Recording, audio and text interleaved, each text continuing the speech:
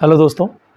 यदि आपका case court में चल रहा है, पेंडिंग है, जिसमें ट्रायल होना है, ट्रायल में मतलब एविडेंस होना है, गवाह होना है, उनकी गवाही होने के बाद वो आर्गुमेंट के बाद जजमेंट के लिए रिज़र्व होना था। ऐसी कोई परिस्थिति का आपका केस है, बट आपके केस में ये हो जाता है कि कोई एक आरोपी, मान लीजिए एक से ज़्यादा आरोपी है और वो फ़रार हो जाते हैं। तो ऐसी परिस्थिति में जब आरोपी एब्सकॉन्ड हो चुके हैं, फ़रार हो चुके हैं, तो ये होता है अधिकतर कि जो प्रकरण चल रहा होता है आपका कोर्ट में, जो गवाही वगैरह होना है, वो रुक जाती है, क्योंकि कोर्ट क्या है, वारंट जारी कर देता है, उनको फ़रार घोषित कर देता है और उसके बाद पुलिस उनकी छानबीन करती है कि वो कहाँ है, क्या है, तो उन्हें गिरफ्तार करने की कोशिश की जाती है। बट इस टाइम पीरियड में ये होता है कि आपका केस फँस जाता है और आपके केस में ट्रायल नहीं हो पाता है, कंक्लूड नहीं हो पाता है, जिस कारण से आप उस केस में उलझे रह जाते हैं। मान लीजिए अब कोई आरोपी है, सह आरोपी आपके केस में है, वो 5-10 साल के लिए गायब हो गया,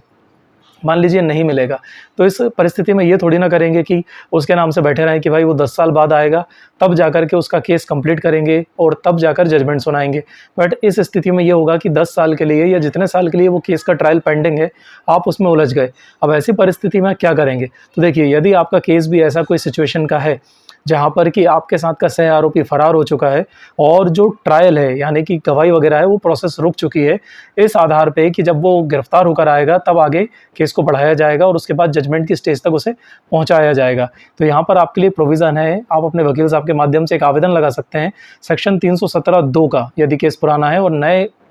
कानून के तहत, यानी कि भारतीय नागरिक सुरक्षा संहिता के तहत है, तो 355(2) का, यानी कि 317(2) सीआरपीसी या 355(2) ऑफ द बीएनएसएस के तहत एप्लीकेशन फाइल कर सकते हैं, जिसमें कोर्ट को डिस्क्रिशनरी पावर दी हुई है, विवेकाधीन शक्ति दी हुई है कि यदि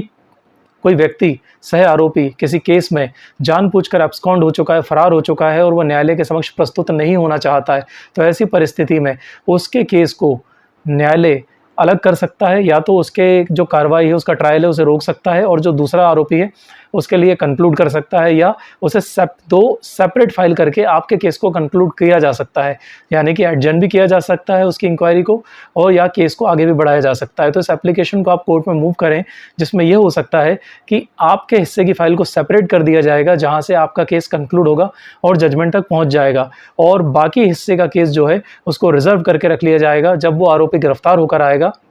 उसके बाद उसको कंक्लूड किया जाएगा, उसमें एविडेंस किया जाएगा और आखिर में उसमें जजमेंट सुनाया जाएगा। तो ये आपके लिए एक रास्ता हो सकता है कि 317(2) ऑफ द सीआरपीसी और 355(2) ऑफ द बीएनएसएस का एप्लीकेशन लगाएं कोर्ट में, और जो फरार आरोपी है उसका मैटर एडजर्न करके उसकी फाइल को स्प्लिट करवा लिया जाए और आपके केस को कंक्लूड करवा लिया जाए न्यायालय के समक्ष।